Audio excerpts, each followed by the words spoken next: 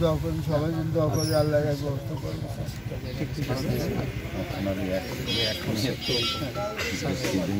আমরা অবশ্যই একাধিকবারে আসছি, আমারও একটু আত্মীয় হয় আর কি, আমার কাছের আত্মীয়, আমি মাঝে মধ্যে এসে আর কি সান্ত্বনাটা দিই।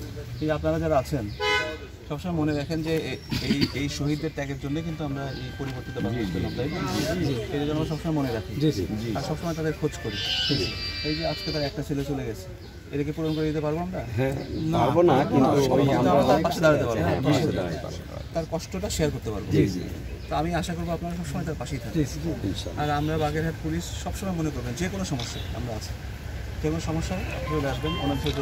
বাগেরহাট জেলার নবাগত পুলিশ সুপার মোহাম্মদ তৌহিদ আরিফ বৈষম্য বিরোধী ছাত্র আন্দোলনে নিহত বীর শহীদ সাব্বির মল্লিক ও বীর শহীদ জসিম ফকিরের কবর জিয়ারত ও মোনাজাত করেছেন। সোমবার বিকেল 5টায় চিতলমারী উপজেলা হিজলা গ্রামে বীর শহীদ সাব্বির মল্লিক ও চিঙ্গড়ি গ্রামের জসিম ফকিরের কবর জিয়ারত ও মোনাজাত করেন। এ সময় নিহত বীর শহীদ সাব্বির মল্লিকের পিতা শহীদ মল্লিককে সান্ত্বনা দেন নবাগত পুলিশ সুপার মোহাম্মদ তৌহিদ আরিফ। এ সময় উপস্থিত ছিলেন চিতলমারী থানার ইনচার্জ স্বপন কুমার রায়, ওসি তদন্ত হাজী মোহাম্মদ সাইফুল ইসলাম, চিতলমারী উপজেলা বিএনপির আহ্বায়ক মোহাম্মদ মমিনুল হক, টুলু বিশ্বাস, সদস্য সচিব আহসান হাবিব ঠান্ডা, বিএনপির নেতা অ্যাডভোকেট অসীম সমাদ্দার, শিপন মুন্সি সহ উপজেলা বিএনপির অঙ্গ সংগঠনের নেতৃবৃন্দ ও স্থানীয় গণ্যমান্য ব্যক্তিবর্গ।